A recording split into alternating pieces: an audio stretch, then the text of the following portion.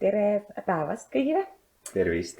Mina olen siis Lenna ja minu kõrval on Lauri, juba nagu öeldi, tõepoolest te ilmselt tunnete meid kõige rohkem laulja ja näitlejana, aga täna me oleme siin hoopis selleks, et me oleme asunud arendama ühte suurt keskust, ühte hoonet ja kuidas me selleni jõudsime ja see teekond me kavatseme teile täna selle siin niimoodi 45 minuti sees lahti rääkida.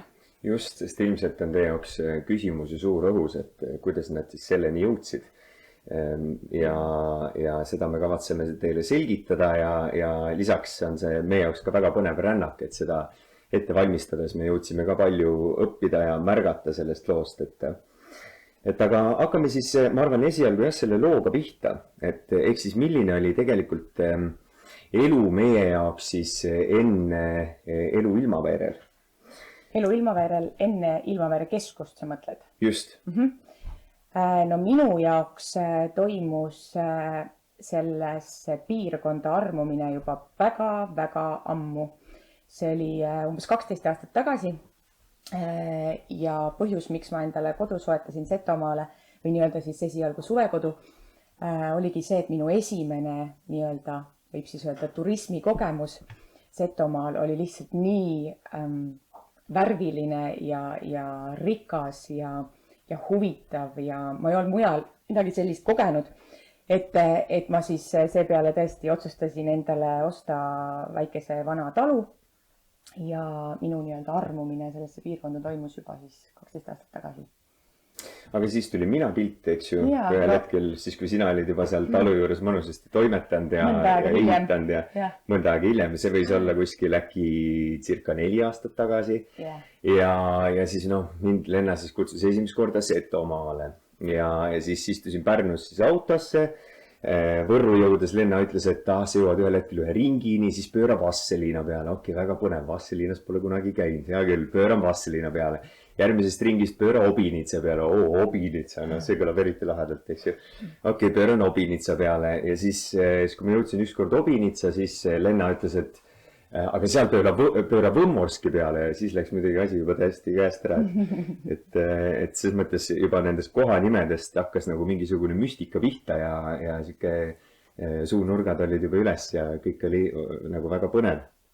Aga see selleks, tegelikult see kogemus sellest kohast ja see armumine tuli tegelikult mitte isegi Setomaal niivõrd, vaid just tagasi Pärnusse jõudes, et ma töötasin sel ajal Pärnus Endla teatris. Ja siis ma olin selle visiidi seal Setomaal ära teinud ja siis läinud tagasi Pärnusse, Pärnu randa ja siis seal oli 5-10 000 inimest seal niimoodi mõnusasti rannatamas, longerot kulistamas ja niisama lällerdamas ja elu nautlemas, eks ju. Ja siis ma just seisin seal ja vaatasin, et appi nagu ei ole kontakti selle reaalsusega siin. Absoluutselt ei ole, et see vaikus, mis sellel paigal on, see on lihtsalt nii maagiline ja kuidagi sain selles mõttes täielikult müüdud. Ehk siis seal toimus see minu armumine sellesse kohta.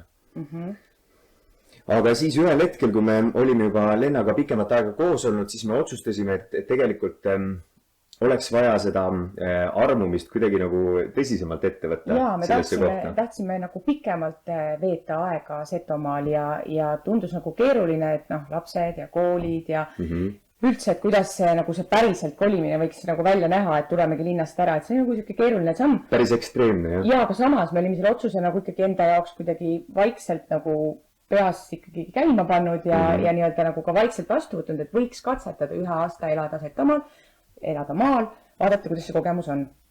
Ja enne, kui me jõudsime seda kõike hakata teostama, me pidime seda sügisel tegema, tuli meile kõigile üllatuseks COVID-19 ja kogu maailm keerati lukku ja meie nii-öelda see otsus maale kolida tehti natuke nagu meie eest isegi ära, sest et päeva pealt me pakkisime oma kompsud nii nagu paljud teised, kellel oli koht, kuhu pageda ja tulime ära Setomaale kevadel.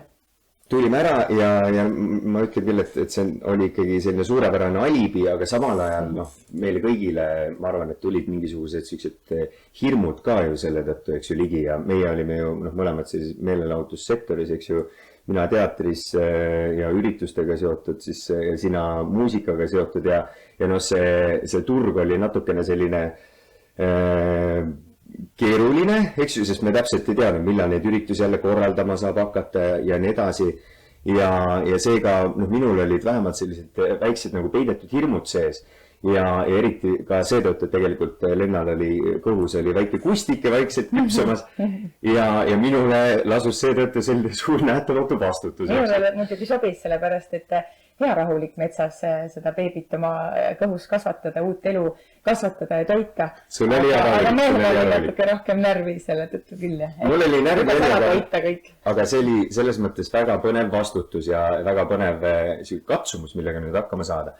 Ja siis me jõudsime tegelikult Lennaga selleni, et olgugi, et meile väga meeldib see kunst, muusika või teater, et siis me jõudsime selleni, et tegelikult tahaks midagi stabiilsemat, tahaks mingit sellist ettevõtet, mis suudab kanda meie pere ära ilma selleta, et me oleme samal ajal laval, et tekkis selline väike soov juurde. Just, ja kuna juba need koroona tegemised, mis alguses oligi, tulime maale, lammutasime kahekesti ära ühe vana lauda, kõik need asjad said nagu tehtud sealt hoovi pealt, kõik need igasugused mudrutamised ja siis me nagu leidsime, et tahaks rohkem nagu sidusust kohaliku kogukonnaga, et saada rohkem tuttavaks. Me olime ikkagi natuke nagu sellised linnasetod, kes käisid ja läksid.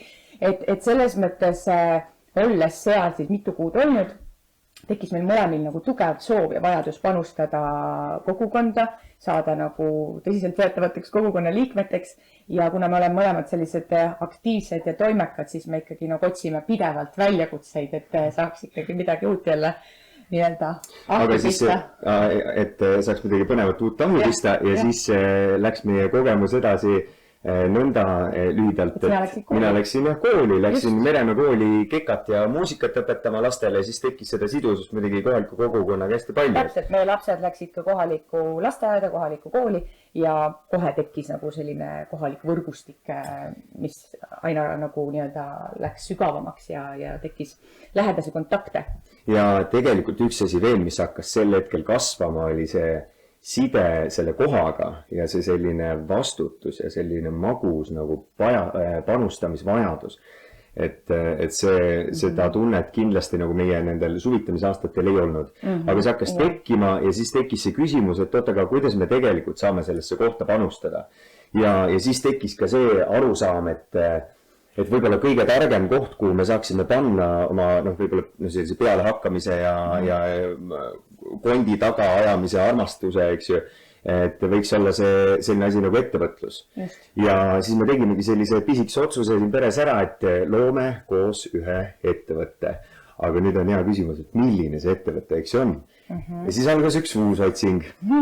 Ja alguses muidugi vaatasime koha peal ringi, et mis see kohalik ettevõtlussfäär on, eks ju, et kuhu panustatakse ja siis käisin seal korraks marjakasvatajate jutul mõttega, et võib-olla hakata mustsõstraid Jaapanisse eksportima, aga kuna eestlased ostsid kenasti marjad ära, siis see mõte jäi järgmistesse aastatesse. Aga liikusime edasi ja jõudsime selleni, et üks strateegiline, väga oluline ettevõtlussuund Setomaal on turism ja nüüd me hakkamegi vaikselt jõudma asja juurde. Tuumani, just. Ehk siis turism, nii. Ja minul läksid ka sel hetkel nagu kõrvad kikki, sest et senikaua ma olin nagu rohkem niimoodi beebitanud ja vaadanud nagu kõrvalt seda Lauri äri huvi, et mina ei ole väga niisugune ärinaine, et minu numbrid ja asjad nii väga ei tõmba, aga mulle meeldib looming ja seal, kus ta ütles, et aga äkki turism, siis mulle tegelikult kuidagi kuskilt mingist mälusopist tegelikult tuli ka selline nagu mälestus, et ma olen mänginud selle mõttega, et miks mitte olla sellise ilusa, armsa külalistemaja perenaine. Ja see mõte mulle väga meeldis, nii et siis me hakkasime seda sealt edasi nii-öelda pusima. Aga kuidas sa seda turismi teed, kui sul ei ole maja? Muidugi eks mingid võimalusi on, aga ütleme niimoodi, et maja aitaks kõvasti kaasa, eks? Ja selle osas meil oli alguses mõte, et äkki ostame maa, ehitame uue maja. See mõte läks mööda ja olles juba sadu kordi sõitnud sellest imeilusast Obinitsa orust läbi, vaadates silmanurgast seda kurba koolkirikut, mis seal niimoodi nukralt seisis, tühjana ja armetuna, tekkis meil mõte, et aga mis asja see maja seal üldse teeb, kes see seal askeldab, miks ta seal on, mida ta ootab, keda ta ootab. Meid ilmselt ootab. Ja järgmine samm oli juba, kõik läks väga kiiresti. Lauri on alati selline väga kiire tempoga mees. Guugeldas kiirelt, kellele see maja kuulub. Sel hetkel kuulus see kirikule. Ja juba järgmine guugeldus oli, telefoni otsas oli see inimene, kes haldab seda kinnisvara. Ja järgmine kord juba kohtusime selle inimesega paar päeva hiljem seal samas Obinitsas selle hoone ees. Kusti oli meil siis juba süles. Sel hetkel seal ja motivatsioon oli juba oluliselt kõrgemale veel aetud, eks ju. Ja sealt edasi meie õnneks jõudsime me ka läbi kadalippude küll, aga tehinguni ja eelmisel sügisel siis ostsime selle kinnisvara ehk siis endise Obinitsa koolkiriku, mis on arhitektuuriliselt väga-väga tähtis, oluline hoone setodele. Jaa, aga no maja oli olemas, eks ju, aga plaani ei olnud, et see oli see oli plaanil selles mõttes tunnetuslikult alati muidugi olemas, et siinkohal ma ei tasu ka valetada, eks ju, ja seda plaani maha teha, aga lihtsalt see detailsuse aste oli ikkagi väga pinnapealne veel tolleks hetkeks. Ja lisaks ka arusaamine sellest turust või üldse sellest turismisektorist, ettevõtlussektorist oli ikkagi nagu, ühesõnaga need teadmised olid väga pisikesed. Ja siin tuli nüüd hakata kiiremas korras uurima, et mis lugu selle Setomaa turismiga on ja nüüd me katsusime siis selgeks teha, et mis siis üldse Setomaal mureks on antud hetkel siis, just läbi selle turismispektri. Ja siis ma rääkisin Setomaa turismi tollase eestvedajaga, kes siis tegi mulle sellise korraliku ülevaate ja aitas selgitada seda, et tegelikult antud hetkel Setomaal on majutuskohtade ja toitlustuskohtade puhul on see kohtade kogus on väike, see on üks asi, aga teine asi on ka see kvaliteet, mis on nagu, ühesõnaga mõneti siuke nagu hüplik. Ei soovi üldse kedagi maha teha, aga lihtsalt kui me mõtleme selle peale, et tuleb näiteks Tartust või Tallinnast tuleb see turist Setomaale, naudib seda rikkalikku kultuuri, eks ju, naudib neid ilusaid loodusvorme, aga siis ta saab midagi süüa, mis nagu ei ole päris see ja siis läheb kuskile õhtul kuskile voodisse, mis on nagu oluliselt kesisem kui see tema koduvoodi, siis teist korda ta nagu väga ei kipu, eriti oma perega, eks ju, või kellega iganes, üksi ka ei kipu, eks ju, et kui see lihtsalt piisavalt mugav ei ole. Ja siis üks probleem veel, mida siis me koos selgeks tegime, on see, et talvehooajal, madalhooajal eksisteerib Setomaal põhimõtteliselt siuke kaamos, et kahjuks siis on väga vähe turiste, siis on väga vähe kliente ja need ettevõtted ja sündmusi ka. Ja need ettevõtted, kes siis suvel suudavad väga head käivet teha, siis praktiliselt virelevad ja loodavad, et see suvi see aasta natuke varem tuleb, aga see teadupärast ju kunagi ei tule varem, eks ju. Et need on need probleemid, millele me siis otsustasime niimoodi oma selle majaga kindlasti esimalt seda lahendust leida. Aga samal ajal me saime ka sellest aru, et see ei saa olla kindlasti veel see päris nagu kõik, mida me välja pakume, et ainult need probleemid. Ainult tööbimine ja tore kogemus on ju. Just, et siinkohal tasub midagi veel lisaks luua ja siis me vaatasime ise enda sisse ja leidsime, et see sisu, millest meie lugu peame inimestena ja see selline positiivne mõju ka nagu maailmale ja teistele inimestele, kes meie ümber on, peitub suuresti sellises sisulises arendustegevuses, mis siis võib olla eraisikutele, võib olla ka samal ajal mingitele ettevõtetele, aga just see, et see idee või see paradigma, et homme võib olla parem vabalt, kui me natukene panustame sellesse tulevasse homsesse. Et see on miski, mida me usume ja miski, mida me kindlasti enda nendesse ka korraldavates sündmustesse, mida me siis enda seal keskuses loome, ka paigaldame nii-öelda. Toome. Just, et ühesõnaga jah, see lisaväärtus on hästi oluline asi ja siinkohal kindlasti ma arvan, et see turistboonustega või see lisaväärtus jõuab ka ajas areneda, jõuab ka kasvada, jõuab selgineda, et siinkohal kõiki vastuseid meil ei ole ja meil on hästi hea meel, et meil kõiki neid vastuseid ei ole. Jaa. Aga siis meil oli see maja olemas ja oli tegelikult probleem, et kus me selle raha nüüd saame siis, et meil on vaja see maja valmis ehitada. Jaa, toredad mõtted kõik. Päris kurvas seisus, et seal ikkagi maja korrus seal saali osas oli läbi pehkinud, sest et katus oli kunagi läbi lasknud ja nii edasi, et seal ikkagi praegu käib hull möll, et seda kõike. Praegu ta käib, ära hüppa ajast ette. Praegu on kõva möll, aga mäletad seda hetke, kui oli mingit möllu, kui ma üksi seal haamriga tagusin seda krohvi seina pealt maha, eks ju. Ja see oli päris süke kurb, kui kujutan ette kõrvalt vaadata. Ja aga selleks, et ühesõnaga seda raha saada, siis Lauri pani oma ajud tööle, tema on meie peres projektikirjutaja. 3 kuud vältas vist see protsess enam-vähem niimoodi, et ta põhimõtteliselt rakistas oma ajusid ja kirjutas, ärge segage, kirjutas. Ja siis saime jälle vahepeal laua kokku, arutasime midagi sõnastuse asjus seal, kuidas ikka 2 pead on 2 pead nii-öelda, et me oleme seda kõike tandemina vedanud. Kes oskab, toetab seal, kus saab ja nii me siis ühesõnaga selle toetuse õnneks ka saime. Ja see toetus on siis EAS-i turismitoote arenduse toetus, millest me saime tegelikult selle nagu esimese tõsise julgustuse, ütleme niimoodi. Et see oli üks selline samm, kus tegelikult teised turismiprofessionaalid aktsepteerisid meid kui ikkagi täielikke diletante. Neid inimesi, kes tulevad kuskilt teistest sektoritest lihtsalt suure tegutsemistahtega, eks ju. Et kus me tegelikult saime märgatud ja mõnes mõttes ka nagu kinnitatud, et väga oluline samm. Ja sealt liikus asi edasi ja nagu siin selle punktina ka kirjas on, et siis tuleb mängu tuju, tempo ja teravus ja nüüd neid kõiki 3 me olemegi katsunud hoida kogu selle protsessi käigus, mis nüüd alles siis meie ajamõõtme sees käima lendas. Ja tegelikult üsna hiljuti hakkas meil ehitus pihta, nii et... Just, aga lammutus on juba aasta aega kestnud. Seda küll. Aga nüüd me olemegi jõudnud tegelikult sellise punkti, kus...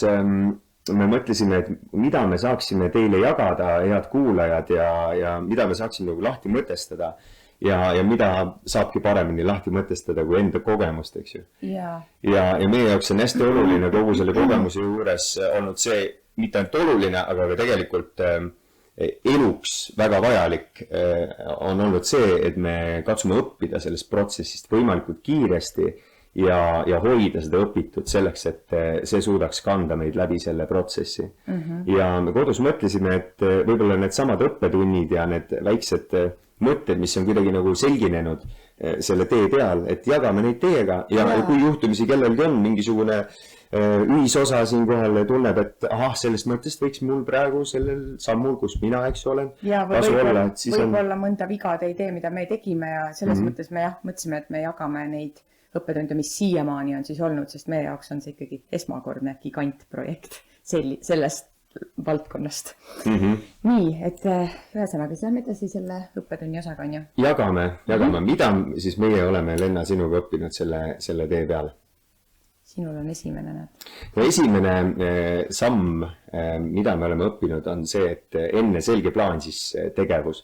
Hästi lihtne ja kohti siuke primitiivne tõde, aga see selleks, selles mõttes meil on praktikas jällegi väga oluline olnud, sellepärast, et üks nii-öelda põhimõte selle juures või põhisiuke idee peitub selles, et kui plaan on selgelt kuidagi kirjeldatud, siis on oluliselt lihtsam teada, millal sa selle plaaniga õnnestud, sest muidu sa ju lihtsalt teed mingeid asju. Et see on ühes selliselt toredalt mehelt nagu Matthew McConaughey, ma julgen selle välja siin öelda, sest ta on ikkagi suurepärane inimene, keda ju võib ka mõneti eeskujuks, eks ju, võtta ja siis tal oli selline hea protsess, mille ma mingil hetkel niimoodi enda mänguga võtsin ja see protsess töötab nõnda, et õhtul enne magaminekut võtad oma märkmiku, eks ju, märkmiku harjumus on mul pikalt olemas, võtad märkmiku ja pane niimoodi esimene punkt, nii, homme, mis ma teen? Okei, helistad alla, nii, selge, helistad alla, teeme nii. Teine punkt, nii, kirjuta sellele tegelasele, eks ju, kiri, väga hea, 3. punkt. Nii, ühesõnaga panen need punktid kirja ja väga mõnus on see moment, kui sa järgmisel päeval võtad selle märkmiku lahti, sa ei pea ühtegi mõtet mõtlema, et oot, mis mul nüüd oli, mida ma pidin tegema. Mul on kogu aeg nii. Eks me saamegi teenisest õppida, eks ju, või siis Matthew McConaughey. Aga igatahes võtad selle lahti, teed selle tegevus ära, okei, selge, nii, meil teele, nii, linnuke, rosvane linnuke taha, okei, juba suunurgad lähevad üles poole, sest õnnehormoonid, kohe kasvavad, eks ju, dopamiin, kõik tuleb peale ja see annab energiat tegelikult selleks järgmiseks sammuks, et kuidagi nii ta nagu töötab. Aga ma arvan, et võime minna selle teise punkti juurde, mida me oleme õppinud. Jaa. Minul oli niisugune, ma räägin pärast oma kogemuse ka, aga mis mina õppisin, on, et enne tuleks kindlasti ka lepingud või väga detailsed kokkulepped sõlmida, kui uute tööpartneritega nii-öelda ühisele teele astuda. Et ma ühe väikse niisuguse möödalasu tegin, et olin läbi rääkinud, minu vastutusvaldkonnas on haljastus näiteks selle kogu kupatuse juures ja võtsin ühendust ühe meeskonnaga ja kutsusin nad platsile ja juba nagu kõik nagu sujus ja jutt oli ka nagu sobis kõigile ja hästi hea tuju oli ja kõik, et hakkame tegema. Ja ühesõnaga tegelikult mindi teele ilma nagu detailsete kokkulepeteta, ehk siis nagu ei olnud täpset eelarvestust, ei olnud täpset sükest nagu projekti veel, et see oli nagu tegemises, aga nad hakkasid juba tööle poole peal. Ja tegelikult meil läks seal, selles suhtes see läks nagu uppi, nii et me lõpetasime ära selle koostöö poole peal, sest me ei jäänud selle kõigega rahule, mis võibki tihtipeale nii olla, kui sa palkad omale näiteks on ju uued inimesed, kelle töö kvaliteeti sa tegelikult ju veel ei tea ja ühesõnaga see on niisugune väga keeruline, aga mis ma õppisin on sealt, on see, et ikkagi tasuks võimalikult detailselt ja võib-olla ka ikkagi tegelikult lepingud enne teha. Ega ei teeks paha. Et vältida tuleviku segadust ja probleeme, et kes ütles mida ja mingeid kahtlusi. Et see on tegelikult jällegi muidugi üsna nagu lihtne ja labane tõde, et seda võiks ju teada. Aga ikkagi tuleb meil kõigil selliseid asju ette, väikseid apse, nii et see on üks asi, mida mina õppisin. Üks asi, mida mina olen õppinud, on see, et me ei laseks kasvada hirmul, vaid pigem teeme kiired kõned targematele inimestele, kui me ise oleme. Sest eriti sellisel juhul, kus me tegelikult siseneme uude valdkonda, me ei saagi teada kõiki vastuseid. Ja see on täiesti okei, et me ei saagi. Aga siis ei ole okei, kui me ei uuri neid vastuseid järgi kiiremas korras nendelt, kes teavad vastuseid. Et muidu me lihtsalt kukuksime pikali, muidu projekt põruks ja siinkohal ma olen märganud küll seda, et kui tõesti mingi küsimus on õhus ja ma ei tea seda, kas see puudutab mingit ventilatsiooni agregaati ja selle võimsust, ma ei ole elu siis ühtegi ventilatsiooni agregaati paigaldanud, eks ju, siis kiiremas korras telefon nii, okei, mõtled korraks nii, kes teab vastust, okei, tema teab, selge, kõne peale. Okei, kuule, kas see on ja tihti peale või praktiliselt iga kord, kui ma olen selle kõne teinud, see vastus on tulnud võib-olla 5, võib-olla 10 minuti jooksul ja see pinge nagu kaob sellest protsessist ära. Ma saan olla jälle rahulik, ma saan mõelda järgmise küsimuse peale, mul ei ole nagu seda nähtamatut kirves siin kuskil kaela peal, eks ju. Mida ikka selle projektiga vahepeal tunned, seda vastutuse kirvest, eks ju. Et see on üks väga oluline asi, mida me oleme kindlasti õppinud sellest protsessist. Jaa.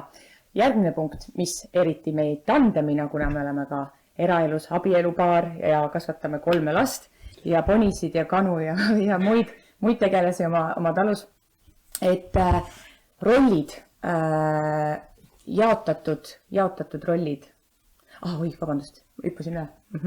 See on hea, keegi ei kuulnud. Hüppasin üle, ja see tuleb hiljem. Aga väga oluline on töö ja kodu vahekord. Seda ma tahtsin rääkida, et õigel ajal lõpeb nagu töö tegemine ära, tuled koju ja siis enam tööst edasi ei räägi. See on tegelikult, me kõik teame, et see on nagu tegelikult kõige raskem üldse.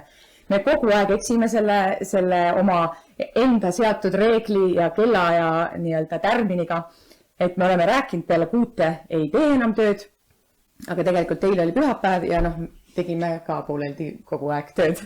Et ikkagi nagu see kipub inimlik on see, et see kipub minema, aga samas ma tunnen, et see on väga-väga oluline, et pere oleks tasakaalus, et see pereelu oleks tegelikult, sa pead nagu teda ka kastma ja väetama ja kõik, sest see hoiab nagu tegelikult seda jälle nagu toe peal, et me saaksime seda tööd teha ja et see töö nagu jookseks, et me kuidagi vaimselt oleksime tasakaalus. Nii et selles mõttes see on hästi oluline. Ja me püüame ka sellega nagu paremaks minna, aga see on raske punkt, sellepärast ma tahaks seda nagu rõhutada, et tandemina see on raske punkt, et kust algab töö ja kust lõpeb. Ma lihtsalt noogutan kaasa, sest minu jaoks on see olust keerulisem. Lauri jaoks on see üldse väga keerulisem. Ma lihtsalt katsun seda kuidagi nagu kehasse endale tuua, et hea, Lauri, sa saad ka sellega hakkama ja küll me oleme ka nagu pärast seda projekti kenasti koos õnnelik perekond. Aga sellepärast ongi väga hea, et sa oled selle punkti välja toonud, et katsume seda standardina hoida. Ja ma rõhutan seda ikkagi aeg-ajalt niimoodi piitsaga. Teeme ei kasuta mingi piitsa, lähme edasi ühisorganism. Nii, järgmine punkt. Järgmine punkt, mida me oleme õppinud, on see, et me katsume säilitada rahu, isegi siis, kui visioonid erinevad ja katsume kuulata teineteist ära. Ja see on väga keeruline, sest me oleme võib-olla pealtnäha, Lenna on vähemalt, Lenna on kindlalt tore inimene ja mina võib-olla olen ka nagu sinnapoole veel. Aga tegelikult siis, kui me omavahel hakkame nagu asju ajama, et siis me võime olla ikkagi parajad siuksed pujäänid ja väga-väga nagu enda egos ja teadmises ja tarkuses ülitugevalt kinni. Ja see on osati väga hea, et on nagu jõudu, eks välismaailmaga toimetada, aga kui me omavahel siin seda ettevõtlustandemit hoiame, siis on keerulisi momente olnud ja tuleb veel. Aga mitte väga palju ja mitte väga keerulisi. Jah, mitte väga keerulisi, aga siis, kui me hakkame vaidlema, siis me ikka vaidleme. Ja see on nüüd see koht, kus kohas ma olen küll õppinud seda, et tasub kuulata teineteist ära, sellepärast, et seal isegi, kui ma võib-olla alguses ei usu ja arvan, et ma olen ikka maailma kõige targem inimene, siis tegelikult sul on need vastused, mida mul ei ole. Ja need on rikastavad. Isegi kui nad ei ole alati nagu need kindlad lõpumõtted, millega me lähme, aga tasub ära kuulata. Et selles mõttes see on kindlasti üks asi, mida tuleb õppida veel ja veel ja veel ja see on kindlasti täht. See on see targem annab järele, minu meelest sina oled küll targem meie peres. Nii, järgmine kindlalt. Järgmine ongi see rollide punkt, mida ma enne tahtsin juba rääkida, aga see on ka ääretult oluline just siis nüüd selle ettevõtluse juures, sest see on tegelikult meie jaoks ju täiesti esmakordne, et muidu me oleme teinud ikka oma asju eraldi. Nüüd me loome ühiselt seda ettevõtet, arendame seda keskust ja peamegi seda kõike juhtima koos. Ja ääretult oluline oli alguses istuda laua taha rahulikult maha ja jaotada rollid.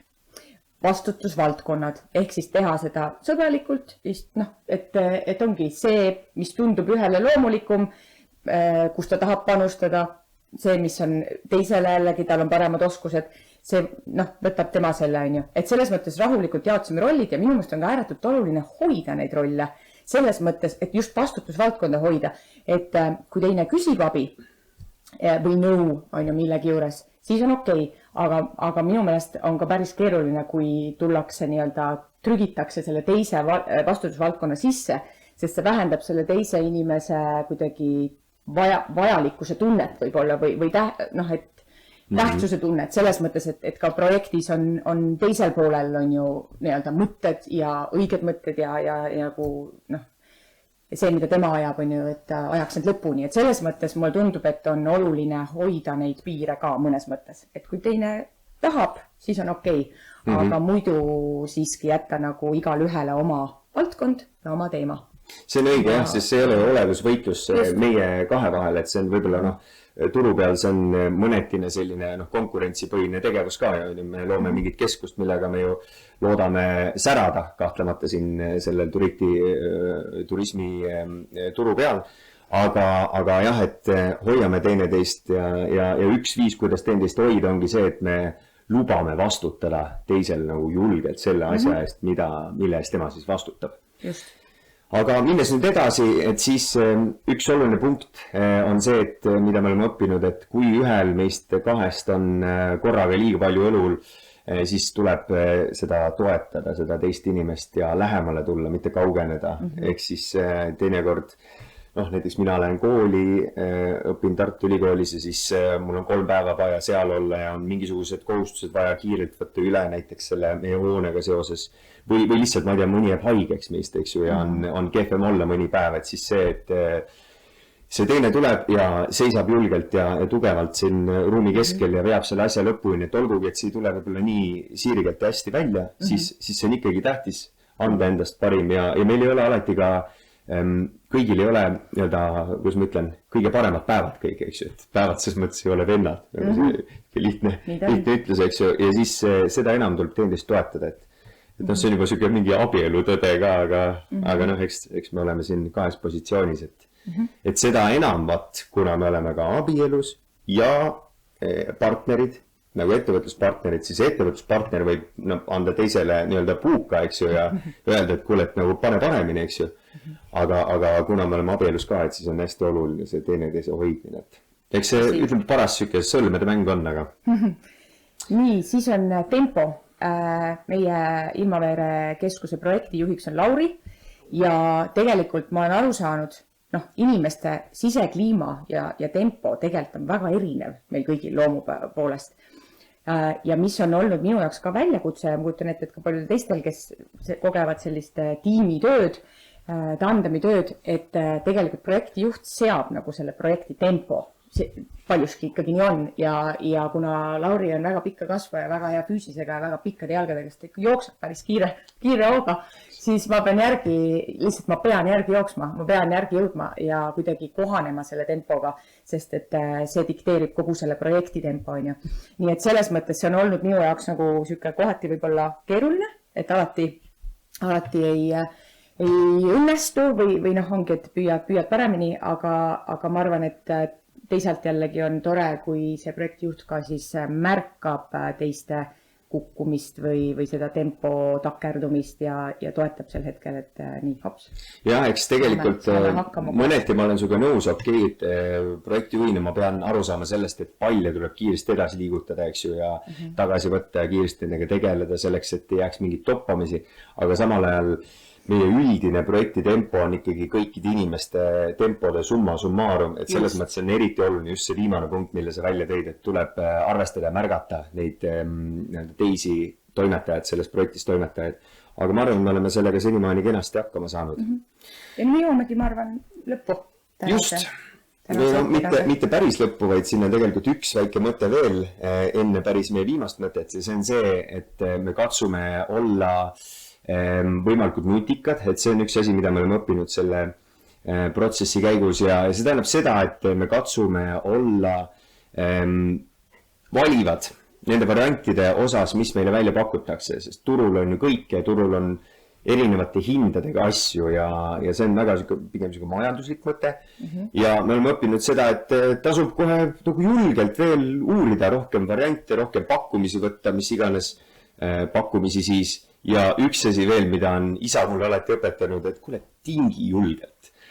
Tingi, et mis siin me oleme kõik, selles mõttes me oleme turu peal, eks ju, et mitte selles mõttes nagu väga jultunult, aga nagu mõõdutundega, aga tingi julgelt, et mis sul kaotada ja ma olen kuidagi senimaani tunnetanud vist selle õige piiri ära, mis maani tingida ja kus mõlemad partnerid ikkagi nagu suudavad naeratada ja nautida seda koostööd, eks ju. Et aga nüüd me oleme musi tõepoolest jõudnud meie viimase õppetunnini, mida me teiega jagada soovime. Ja see õppetund on lühidalt kokkuvõttes see, et me usaldame protsessi ja teelolekut.